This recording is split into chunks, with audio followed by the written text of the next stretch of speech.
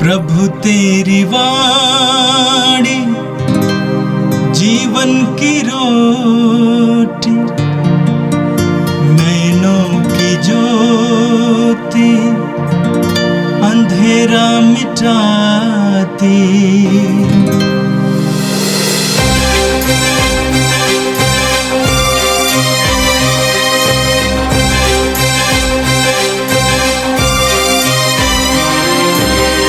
प्रभु तेरी वाणी जीवन की रोटी, नैनों की ज्योति अंधेरा मिटाती। प्रभु तेरी वाणी जीवन की रोटी, नैनों की ज्योति अंधेरा मिटाती। वाणी वाणी वाणी वाणी वाणी पवित्र है, शाश्वत है, जीवन का मन्ना है। 10 दिसंबर शनिवार। पहला पाठ प्रवक्ता ग्रंथ, अध्याय 48, पद संख्या 1 से 4 और 9 से 11। तब एलियस अग्नि की तरह प्रकट हुआ। उसकी वाणी धधकती मशाल के सदृश थी। उसने उनके देश में अकाल भेजा और अपने धर्मोत्साह में उनकी संख्या घटा दी। उसने प्रभु के वचन से आकाश के द्वार बंद किए और 3 बार आकाश से अग्नि गिराई। हे एलियस, आप अपने चमत्कारों के कारण कितने महान थे। आपके सदृश होने का दावा कौन कर सकता है। आप अग्नि की आंधी में अग्निमय अश्वों के रथ में आरोहित कर लिए गए। आपके विषय में लिखा है कि आप निर्धारित समय पर चेतावनी देने आएंगे, जिससे ईश्वरीय प्रकोप भड़कने से पहले ही आप उसे शांत करें। पिता और पुत्र का मेल कराएं और इस्राएल के वंशों का पुनरुद्धार करें।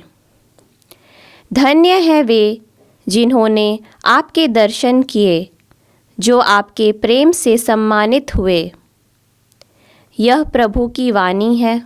संत मत्ती के अनुसार आज का पवित्र सुसमाचार, अध्याय 17, वाक्यांश 10 से 13 तक। एलियस आ चुका है और उन्होंने उसे नहीं पहचाना। पहाड़ से उतरते समय यीशु के शिष्यों ने उनसे पूछा, शास्त्री यह क्यों कहते हैं कि पहले एलियस को आना है? यीशु ने उत्तर दिया, एलियस को अवश्य आना है और सब कुछ ठीक कर देना है। परंतु मैं तुम लोगों से यह कहता हूँ, एलियस आ चुका है। उन्होंने उसे नहीं पहचाना और उसके साथ मनमाना व्यवहार किया है। उसी तरह मानव पुत्र भी उनके हाथों दुख उठाएगा। तब वे समझ गए कि यीशु यूहन्ना बपतिस्ता के विषय में कह रहे हैं। यह प्रभु का दिव्य सुसमाचार है। ख्रिस्त प्रभु की जय। ख्रिस्त में प्यारे भाइयों और बहनों, आज के दोनों पाठों को जब हम मनन चिंतन करेंगे तो विशेष रूप से हम एलियास के बारे में पढ़ते हैं प्रथम पाठ में, और सुसमाचार में भी एलियस के बारे में जिक्र किया गया है और यीशु और उनके शिष्यों के बारे में सुनते हैं। ऐसा क्यों? क्योंकि एलियस के बारे में जब हम सुनेंगे, वे सभी नबियों में से एक प्रमुख नबी थे। ईश्वर पर विश्वास करने वाला, ईश्वर पर भरोसा रखने वाला, ईश्वर की आज्ञा के अनुसार चलने वाला एक प्रभावशाली नबी एलियस थे। और उन्होंने अपने शासन काल में काफ़ी प्रभावित कार्य किए, चिन्ह चमत्कार भी प्रकट किए, जिसके बारे में हम बाइबल में पढ़ते हैं। सार यह है कि परमेश्वर लोगों को चुनते हैं। बाइबल में जब हम पढ़ेंगे, उत्पत्ति ग्रंथ से लेकर प्रकाशना ग्रंथ तक, जब जब मनुष्य के जीवन में क्षति, जब जब मनुष्य मार्ग से भटके, जब जब मनुष्य के जीवन में अधर्म और पाप प्रवेश हुआ, परमेश्वर अपनी जनता को बचाने के लिए कदम उठाते हैं। या तो स्वयं सीधे परमेश्वर उनसे बातें करते हैं, या तो नबियों के जरिए अपनी महिमा को प्रकट करने का प्रयत्न करते हैं। उत्पत्ति ग्रंथ में हम देखते हैं सुंदर उदाहरण आदम और हेवा के बारे में। ईश्वर के प्रतिरूप बनाए जाने के बाद भी उन्होंने आज्ञा का उल्लंघन किया। जब उन्होंने आज्ञा का उल्लंघन किया, परमेश्वर उनसे पूछते हैं, आदम आदम तुम कहाँ हो? परमेश्वर के द्वारा पूछे जाने वाला यह प्रश्न तुम कहाँ हो कई सारी बातों को प्रकट करता है। उनमें से यह प्रकट करता है कि तुम्हें शायद पाप में गिरना नहीं चाहिए था। हो सके मैं तुम्हें कितना प्यार करता हूं, इसलिए मैं तुम्हें वापस लाना चाहता हूं। या तो उनकी गलती को एहसास दिलाने के लिए परमेश्वर प्रश्न पूछते हैं, लेकिन परमेश्वर इंसान को छोड़ते नहीं है। आदम और हेवा को नहीं छोड़ा, प्रश्न पूछते रहे और अंत में नतीजा उनका आता है। ठीक उसी प्रकार बाइबल में जब आगे पढ़ेंगे कैन के बारे में, कैन को भी परमेश्वर ने प्रश्न किया, तुम अपने भाई के साथ ऐसा व्यवहार क्यों करते?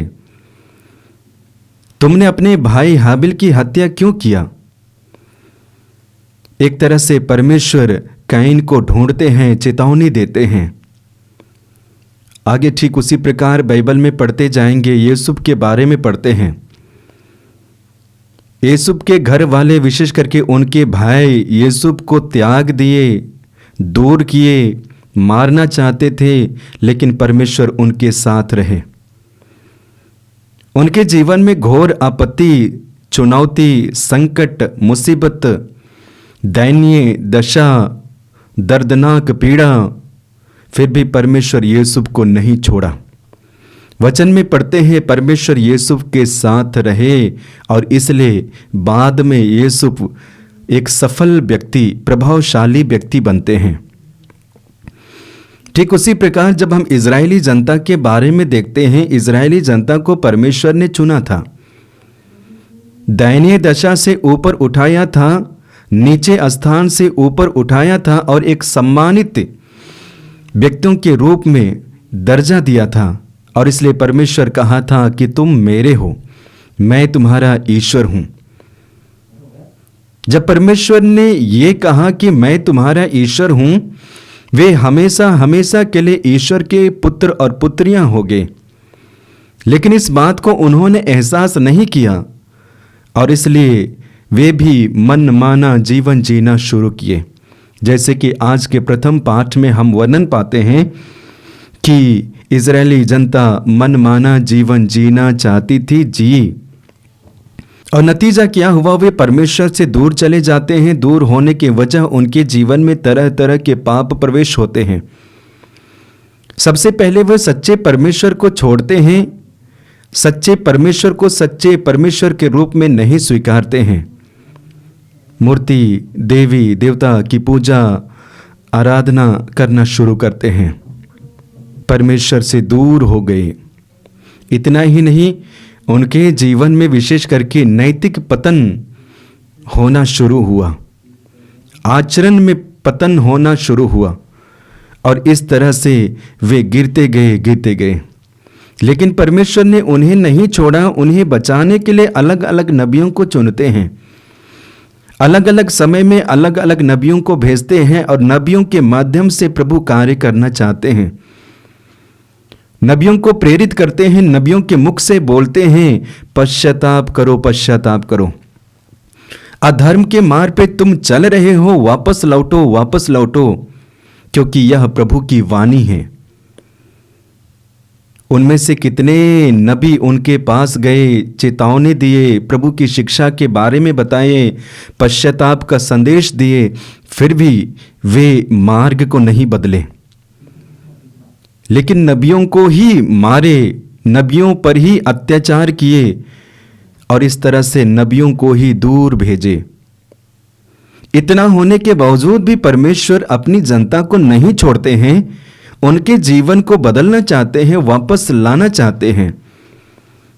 और उनमें से परमेश्वर नबी एलिय्याह को चुनते हैं और नबी एलिय्याह अपने समय के एक प्रमुख, शक्तिशाली, प्रभावशाली नबी के रूप में उभर आते हैं।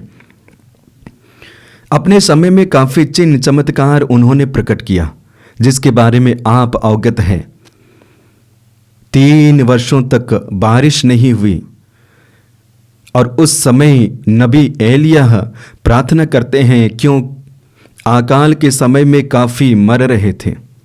पेड़ पौधे, पशु पक्षी, लोग भी, आप जानते हैं जब अकाल पड़ जाता है तो हमारी परिस्थिति कैसी होती है, धरती की परिस्थिति कैसी होती है, पेड़ पौधों की परिस्थिति कैसी होती है, बिल्कुल दयनीय हो जाती है, कोई जीवन नहीं पाया जाता है। ठीक उसी प्रकार उस समय में भी हो रहा था और इसलिए नबी एलिय्याह उसे बचाने के लिए प्रार्थना करते हैं और प्रार्थना के द्वारा बारिश बरसाते हैं। प्रार्थना में जोर देने वाला नबी, प्रार्थना के जरिए माहौल को बदलने वाला नबी, प्रार्थना के जरिए लोगों के जीवन में परिवर्तन लाने वाला नबी, ये एलिय्याह है। और इसलिए आज हम उनके बारे में सुनते हैं।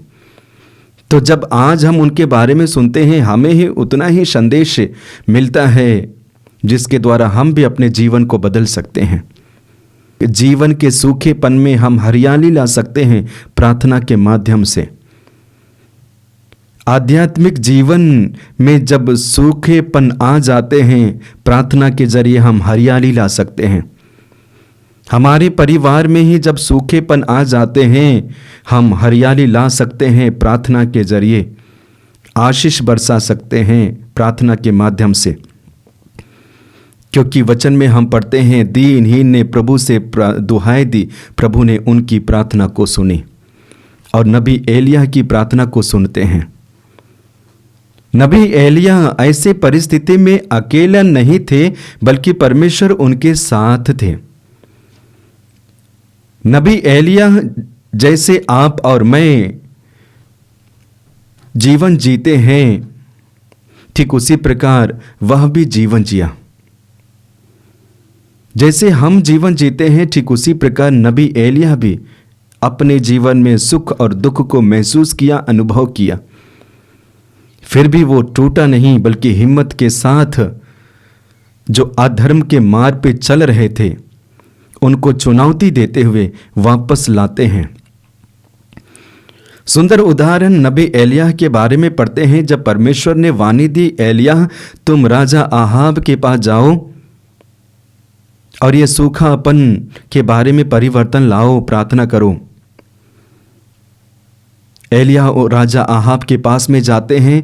जाने के बाद में राजा आहाब इनसे क्रोध होते हैं, क्योंकि उनको लगा कि एलिय्याह के द्वारा ही अकाल पड़ा है और इसलिए उनसे क्रोध होते हैं। लेकिन एलिय्याह ने कहा, मेरे वजह नहीं, बल्कि ये तुम्हारे कारण है, क्योंकि तुमने सत्य परमेश्वर को छोड़ा है, जीवित परमेश्वर को छोड़ा है और बाल देवता की पूजा उपासना की है। कारण यही है। चर्चा करते करते आगे बढ़ते हैं और एलिय्याह उनसे कहते हैं कि अपने देवता से प्रार्थना करो कि वे आग बरसाए। यदि आग बरसाते हैं तो सच्चा परमेश्वर आपका है, यदि नहीं तो मैं अपने सच्चे परमेश्वर से प्रार्थना करता हूँ। यदि वह मेरी प्रार्थना के द्वारा आग बरसाते हैं तो सच्चा परमेश्वर है। और वही होता है। नबी एलिय्याह प्रार्थना करते हैं और आग की बारिश होती है, जिसके बारे में आज जिक्र किया गया है। और तब से राजा आहाब और बाकी लोग उसे देखकर अचंभे में पड़ जाते हैं और सच्चे परमेश्वर की उपासना करना शुरू करते हैं, वापस लौट आते हैं। तो ये एलिय्याह कार्य करते हैं।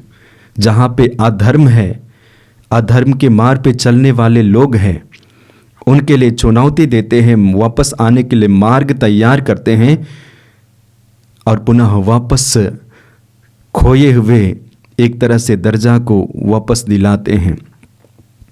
जो भटक गए हैं उन्हें वापस लेके आते हैं। क्रिस्त में प्यारे भाइयों और बहनों, आज जब हम प्रथम पाठ के द्वारा संदेश एलिय्याह के बारे में सुनते हैं तो मुख्य रूप से 2 बिंदुओं पर हम मनन चिंतन कर सकते हैं। पहला, एलिय्याह प्रार्थना करने वाला व्यक्ति था। प्रार्थना के जरिए चिन्ह चमत्कार प्रकट करने वाला व्यक्ति था।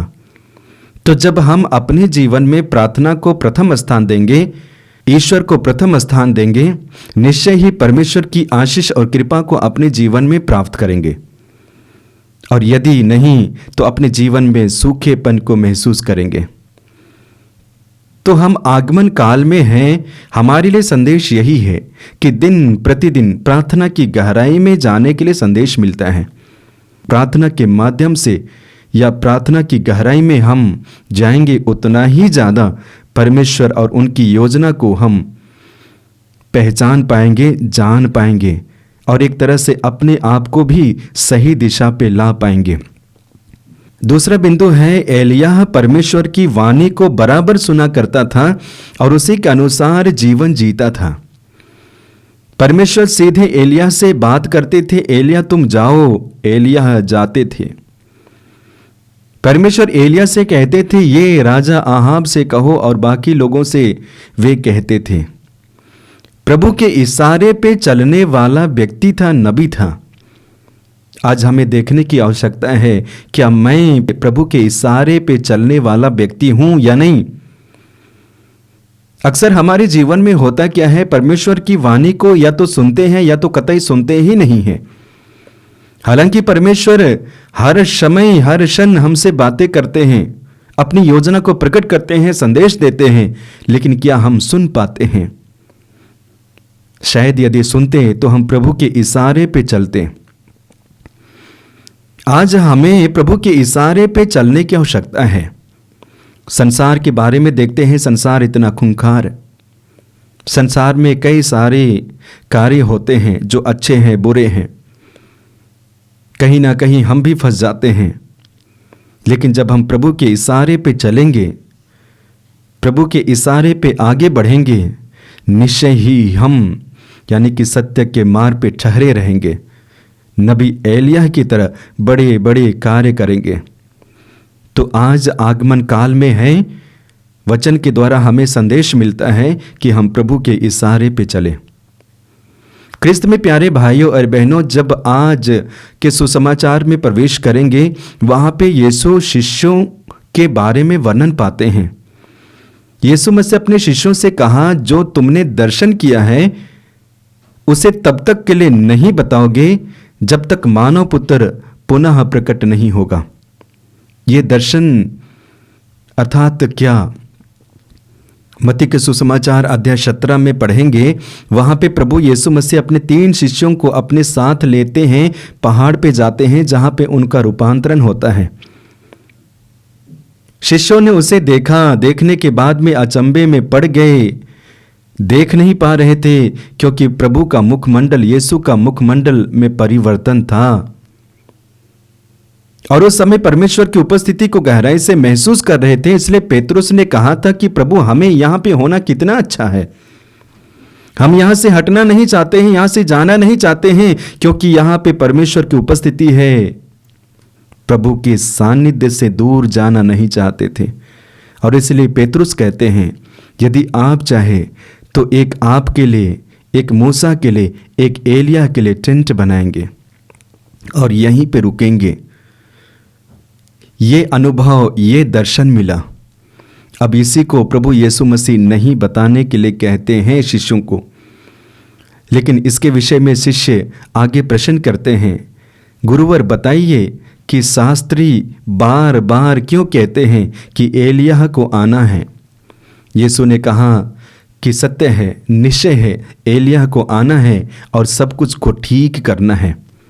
क्योंकि वही एलिय्याह जो अपने समय में चिन्ह चमत्कार किए, वही एलिय्याह जो पानी बरसाए, वही एलिय्याह जो लोगों के जीवन में परिवर्तन लाए, वही एलिय्याह को आना और सब कुछ ठीक करना है। यीशु ने कहा। और लेकिन आगे यीशु कहते हैं, एलियस आ चुके हैं, लेकिन जिन लोगों ने एलिय्याह के बारे में कहते हैं, सुनते हैं, उनकी कामना करते हैं, उन्होंने नहीं पहचाना। एलियस आ चुका है लेकिन लोग उसे पहचाने नहीं। ठीक उसी प्रकार मानव पुत्र के साथ होने वाला है। यीशु आ गए लेकिन यीशु को पहचाने नहीं। एलिया आ गए लेकिन पहचाने नहीं। क्यों? क्रिस्त में प्यारे भाइयों और बहनों, हमारे जीवन में भी यही होता है और इसलिए वचन में भी पढ़ते हैं, कहावत में भी सुनते हैं कि आंखें होते हुए भी हम देखते नहीं हैं, कान होते हुए भी सुनते नहीं हैं, क्योंकि हमारी बुद्धि मारी गई है। तो पूरा हमारे लिए संदेश यही प्राप्त होता है कि हमारे पास में आंखें होते हुए भी हम देख नहीं पाते हैं। क्यों? एक प्रश्न है। और इसके बारे में जब हम पूछेंगे क्यों हम देख नहीं पाते हैं, शायद ये हमारे अंधविश्वास, अल्पविश्वास, अल्पज्ञानी, इन सारी चीज़ों को दर्शाता है। तो जब हम आगमन काल में प्रवेश किए हैं तो हमारे साथ में भी ये घटना ना घटे कि हम भी अपने प्रभु यीशु मसीह को पहचाने नहीं। आगमन काल एक ऐसा समय है जहाँ पे प्रत्येक दिन हम अपने आप को तैयार करते हैं। इसलिए तैयार करते हैं कि जो मानव पुत्र, ईश्वर के पुत्र यीशु मसीह हमारे बीच में आएगा, हम देखेंगे, मिलेंगे और हमारा जीवन बदलेगा। जकरियुस को देखिए, यीशु से मिलने के बाद में जीवन बदल जाता है। समारी स्त्री के बारे में देखिए, यीशु से मिलने के बाद जीवन बदल जाता है, सच्चा अनुयायी बनती है। मरियम मगदलेना के बारे में देखिए, यीशु से मिलने के बाद, यीशु के पैरों को धोने के बाद उनका जीवन बदल जाता है। ठीक उसी प्रकार हमारा जीवन भी बदले, लेकिन तब जब हम अपनी आंखें खोलेंगे, अपने विश्वास को बढ़ाएंगे, भरोसा को बढ़ाएंगे। तो आइए आज हम विशेष रूप से प्रार्थना करते हैं, प्रभु हमें प्रभु के मार्ग पे चलने के लिए शक्ति, बुद्धि, प्रज्ञा और विवेक दे। आइए आंखें बंद कीजिए। प्रभु आज के दिन के लिए धन्यवाद देते हैं, सुंदर वचन के लिए धन्यवाद देते हैं, तेरी आशीष कृपा के लिए धन्यवाद देते हैं और विशेष रूप से हम पवित्र आत्मा का अभिषेक के लिए प्रार्थना करते हैं ताकि हम सत्य को जाने, सत्य के मार्ग को पहचाने और हमारे अंदर में जितनी भी कमियां हैं उसे छोड़ें, त्यागें और तेरे पास लौट आए। हमें ऐसी आशीष और कृपा प्रदान कर, हमारे प्रभु क्रिस्त के द्वारा, आमीन। प्रभु तेरी वाणी जीवन की रोटी, नैनों की ज्योति अंधेरा मिटाती, वाणी वाणी वाणी वाणी वाणी, पवित्र है, शाश्वत है, जीवन